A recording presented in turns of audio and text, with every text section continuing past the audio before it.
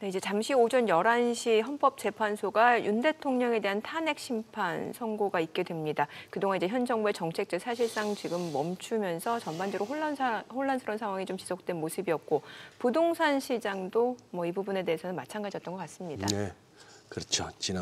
지금 정책이 추진되고 있기보다는 그냥 네.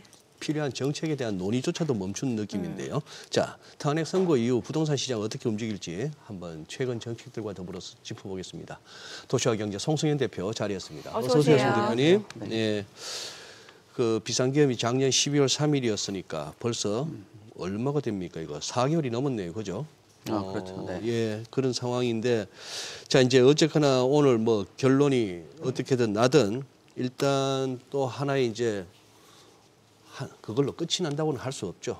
또 이제 굉장히 하나의 매듭을 짓고 넘어갈 수 되는데 불확실성 하나가 해소되는 날로 보시면 될 것 같고 이게 그러면 부동산 시장에도 변화를 야기할 수 있을까요?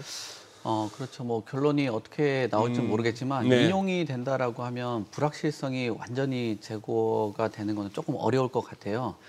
조기 대선을 들어가게 되고 그 안에서 여권과 야권 그리고 진보와 보수가 바라보는 부동산 시각이 다르다 보니까 정치적인 불확실성은 뭐 계속적으로 이어질 수 있다. 네. 그 중에서도 부동산 정책이 국내에 미치는 영향이 워낙 크다 보니까 그런 부분에서는 오히려 그 단기적으로는 매수에 대한 위축이 나타날 수 있고요. 그리고 거래 감소를 통한 관망세가 나타나지 않을까 예상이 되고 있고요. 만약에 기각이 된다라고 하면은 기존에 있었던 정책을 이어서 가는 정책의 연속성이 발생되다 보니까 그런 부분에 대해서는 일정 부분 매수를 보류를 하셨던 분들은 좀 해소를 할 수 있다라고 봐요. 예. 다만 기존은 유지가 되고 있지만 지금 국회에 계속적으로 계류 중인 법안들이 있거든요. 네. 지금 탄핵 그 정국 안에서 굉장히 대치되는 뭐 성향이라든지 뭐 이념적 성향이 워낙 강하다 보니까 그리고 정권 후기로 들어가면서 뭐 소위 말하는 향후의 그 레임덕 그리고 뭐 굉장히 좀 그 정치적인 그 법안에 대해서 뭐 통과 뭐 이런 것들은 좀 어렵지 않을까. 그래서 뭐 시장에 참여하시는 분들은 입지적으로 좀 선별적으로 투자를 하거나 뭐 내 집 마련을 할 것으로 보여지고요. 그리고 집권 뭐 그 여당 그리고 향후에 어떤 뭐 부동산을 바라보는 뭐 야권 뭐 이런 뭐 대치적인 부분들이 있긴 하지만 최근 들어서도 토지거래 허가구역이 해제된 이후에 우리가 변화를 봤듯이 탄핵 정국 안에서도 역시 시장에 참여되는 부분들 같은 경우는 토지거래 허가구역이 해제됐을 때 거래량이 폭발적으로 늘어나고 뭐 신고가 가격들이 계속적으로 갱신이 되고 이런 모습들을 본다라면은 정치적인 부분들도 있겠지만 그 지역적으로 움직이는 부분들 그리고 우리가 투자 시장이나 부동산 시장 보면은 서울의 그 강남 3구 이 지역들은 부동산 정책에 좀 예민하게 반응을 하고요. 서울의 외곽 지역은 금리라든지 또는 뭐 경제 변수에 좀 예민하게 반응을 하다 보니까 요번 그 해소된 이후에는 뭐 강남 쪽 이 지역들 중심으로 해서 뭐 가격의 흐름이 좀 다르게 나타날 수 있다 그렇게 봅니다. 사실 이게 뭐 부동산 시장은 어떤 규제보다는 이제 수요와 공급 측면에서 이제 가격이 형성되기 마련인데 이번 정부 들어서는 원래 사실 대규모 공급을 좀 약속했단 말이죠. 네. 근데 그게 이제 제동이 걸린 상황이었고 이러다 보니까 민간 건설사 입장에서도 이게 뭐가 제대로 정해지지 않은 상황이다 보니까 분양 자체를 늦추기도 했잖아요. 예, 맞습니다. 예. 그 정치적인 그 알고리즘이 사실 다 빨아들어가는 네. 그런 구조라서 네. 주변에 예, 그 뭐 부동산 그리고 예. 분양 관련된 콘텐츠를 올려도 예. 뭐 노출이 잘 안 된다고 할 정도예요. 맞아요. 그만큼 많은 분들이 이 정치 쪽으로 관심이 갔다 보니까 아무래도 분양을 하면은 성과가 좀 좋지는 않겠죠. 그래서 공급을 미루는 그런 건설사들이 많다 보니까 분양 실적이 상당히 저조했고요. 2만 5천 가구 중에서 뭐 약 한 7천 가구 정도 그 분양을 했었는데 실적률이 굉장히 떨어졌다라고 보여지고요. 그리고 이런 그 흐름 안에서 미분양 물량들이 계속적으로 증가를 하고 있는 상황들. 근데 앞서서도 말씀드린 것처럼 만약에 인용이 된다라고 하면은 그 기간이 분양 시기를 더 더 딜레이할 수 있다라는 의견들이 많이 나오고 있어요. 그래서 건설업계나 분양업계에서는 조금 기각 쪽에 조금 더 무게를 두면은 분양 시기를 좀 당길 수 있다라는 기대감들이 있고요. 수요자들 입장 안에서는 뭐 정책을 좀 바라보는 그런 시각들이 있다 보니까 만약에 그 인용이 된다라고 하면은 조금 더 관망을 하면서 부동산 시장을 가지 않을까 그렇게 보고 있습니다. 또 지금 한편으로는 그 정치적인 부분 외적으로도 부동산 시장 자체가 100억짜리 주택을 하나 사는 거는 뭐 인정이 되는데 10억짜리를 5채 사거나 10채 사는 거는 안 되는 구조잖아요. 시장 네네네. 흐름에서. 그런 건설사에서 물량을 내놓는다고 해도 받아줄 수 있는 그 수요들이 없다 보니까 이런 부분들도 전반적으로 시장에서 좀 손을 볼 필요가 있다. 그래서 정책적으로는 뭐 인형이든 기각이든 이 흐름을 시장의 뭐 목소리를 좀 담을 필요가 있지 않나 그렇게 봅니다. 네. 아니 뭐 지금 이제 공급이 공급과의 싸움이라 하는데 송 대표님 솔직한 얘기로 대한민국에 지금 아파트도 그렇고 뭐 생수기 그거 아니에요? 생활용 숙소 네. 또 지산이 지식인력 산업센터 뭐 할 것 없이 공급이 너무 많아 난리 아닙니까? 문제 아닙니까? 솔직한 얘기로. 뭐 지역별로는 좀 차이가 있죠. 지역별로. 예, 공급이 필요한 지역에서는 공급이 수요 대비 못 쫓아오고 있고 오히려 수요가 줄고 인구가 감소되는 곳들은 공급 물량들이 너무 과하게 일어나다 보니까 뭐 일정 부분은 지자체 안에서 공급에 대한 그 물량들이나 이런 부분들은 좀 조절을 해 가면서 좀 수급 조절을 할 필요가 있지 않나 그렇게 봅니다. 이 참 아침 시간대에 이 황금 같은 시간에 주식을 하시든 뭐 부동산 관련해서 하시든 이게 참 편안하게 웃으면서 서로 좋은 얘기를 하고 뭐 희망이 있어야 되는데 지금 시기적으로 주식도 다들 물려서 전전긍긍하고 힘들어하시는 와중에 부동산도 송 대표님 거의 매주 뵙니다만 참 그거 한 게 주변에서 너무 힘들어하시는 걸 갖다가 거의 뭐 매일 보다시피 하니까. 목돈이 생겨서 대출까지 받아가지고 상가 하나 분양받았는데 저기 나가지도 않아. 겨우겨우 어떻게 한번 해봤더니만 받는 임대료 가지고 대출 이자금도 안 돼. 생수기인가 뭔가 그거 듣는 순간에는 이거 뭐 어쩌면 나한테 이런 행운이 싶어서 결국 쉬쉬하면서 가족들도 모르게 했는데 이걸로 지금 언제 이거 헤어날지 모르는 빚이 돼. 이게 사실 현실이거든요.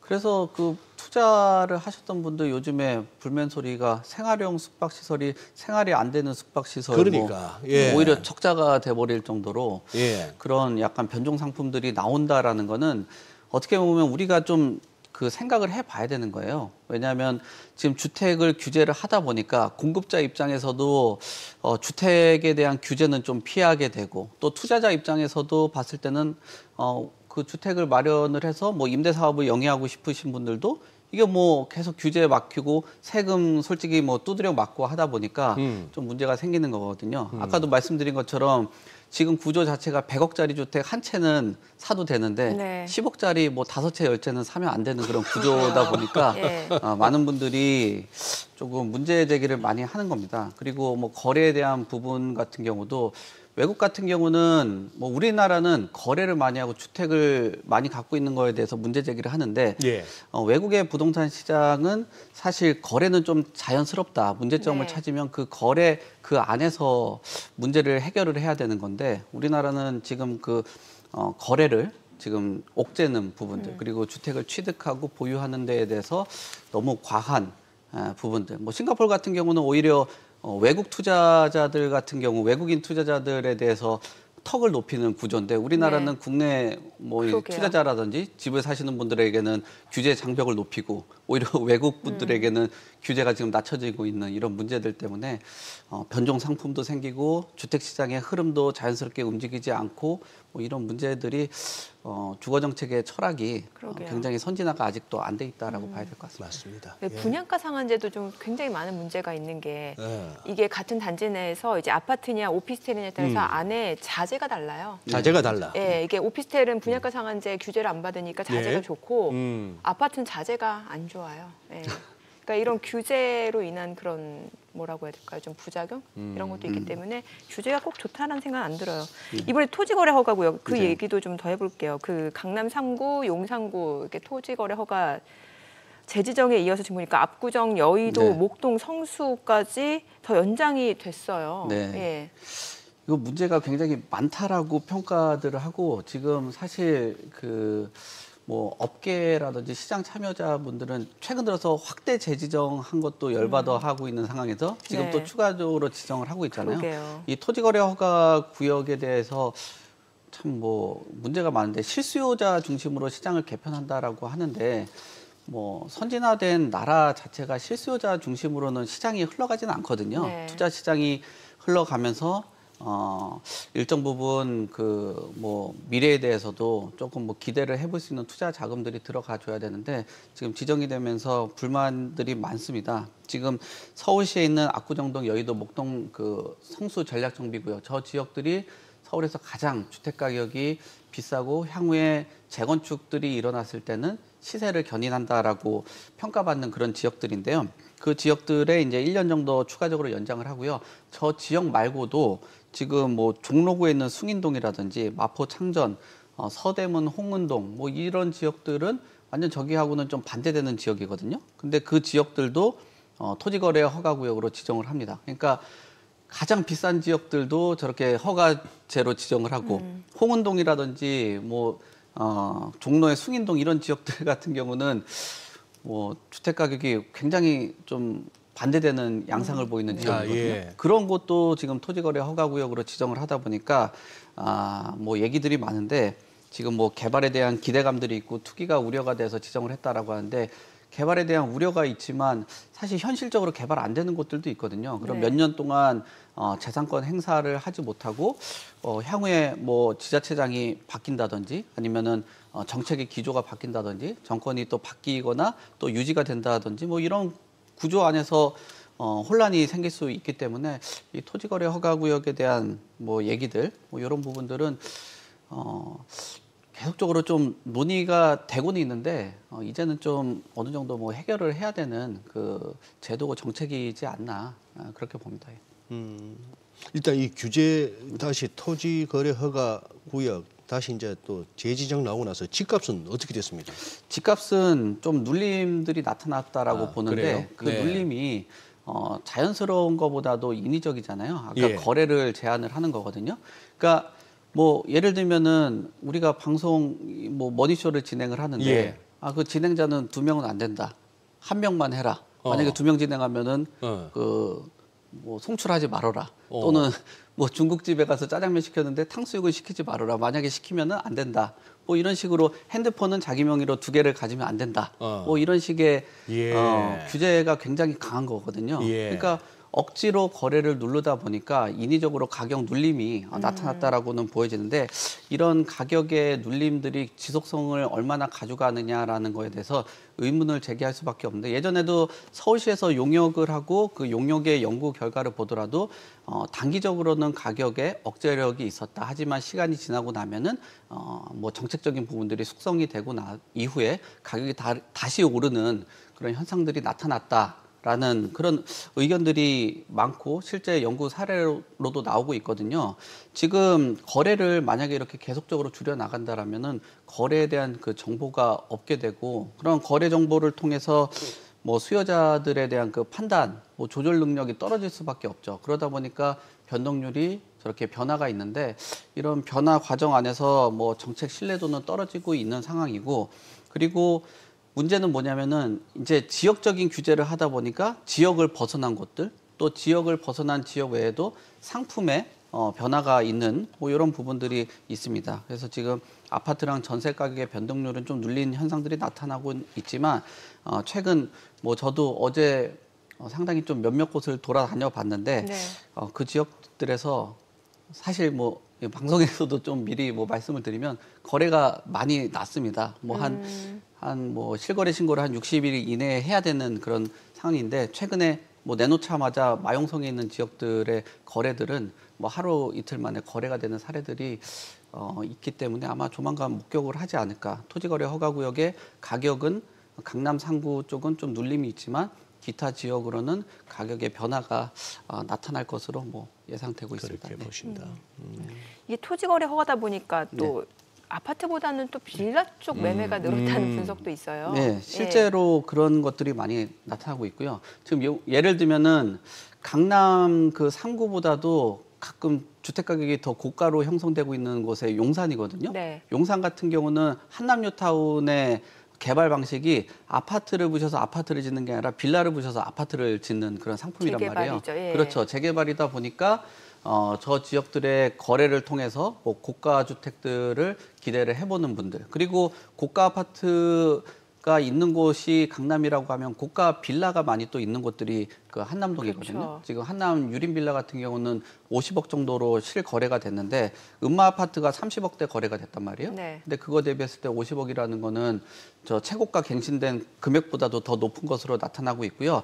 단순히 지금 그 용산뿐만 아니라 방배동에 있는 곳들도 그 단독주택이라든지 빌라를 부셔서 그곳들의 정비 사업들이 많이 나타나고 있거든요.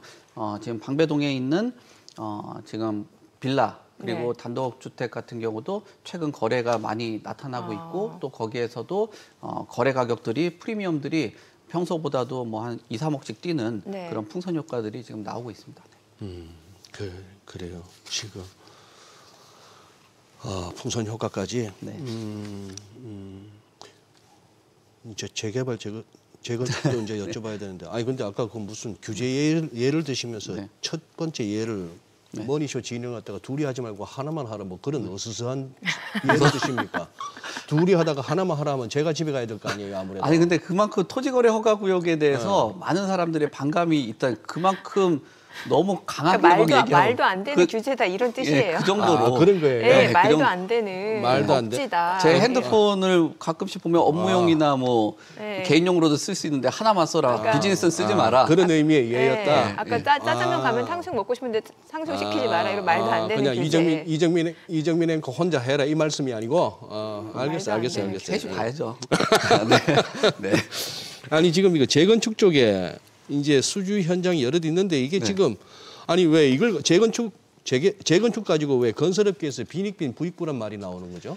지금 공사비 많이 올라가다 보니까 뭐 돈을 그 있는 사람들 공사하려면은 어쨌든 뭐 보증할 수 있는 정도의 능력이 있어줘야 되고 그 네. 보증을 바탕으로 해서 자금 조달이 될 수 있기 때문에 건설사의 체력도 보는 부분들도 있고요. 뭐 체력이라고 하면 뭐 자금력이라고 말씀을 드려야 되겠죠. 그리고 그 공사 과정 안에서 아무래도 공사비를 감당하고 뭐 이런 재개발 사업들을 많이 해본 곳들 그런 것들을 선정을 하는 거죠. 그리고 조합원 입장에서도 완공된 이후에 건설사가 어떤 브랜드를 달고 있느냐에 따라서 추가적으로 완공 이후에 시세가 또 달라지는 경향들이 있거든요. 그렇기 때문에 10대 건설사들이 대부분 수주를 하고 있는데 10대 건설사가 아니라 최근 들어서는 뭐 한 5대 3대 건설사가 거의 독점하는 그런 구조예요. 그래서 최근 들어서는 뭐 우리 지금 뭐 항상 언급이 많이 되고 있는 원베일리 같은 뭐 그런 브랜드를 만든 삼성물산이 1위를 기록을 했고요. 그다음에 뭐 대우나 현대, SK 뭐 이런 지역 그 건설사들도 뭐 수주를 한 곳도 있고 뭐 못한 곳들도 있는데 그만큼 지금 빈익빈 부익부가 형성되고 있는 게 건설사 시장 안에서도 그만큼 지금 주택 시장이 경직이 되어 있고 건설 업계도 경직이 되어 있기 때문에 적극적으로 참여도 못하고 선택하시는 분들도 굉장히 좀 우수한 그런 건설사만 선택을 하려고 하는 거죠. 예. 네, 오늘 여기까지 듣겠습니다. 내용 잘 들었습니다. 고맙습니다. 네, 감사합니다.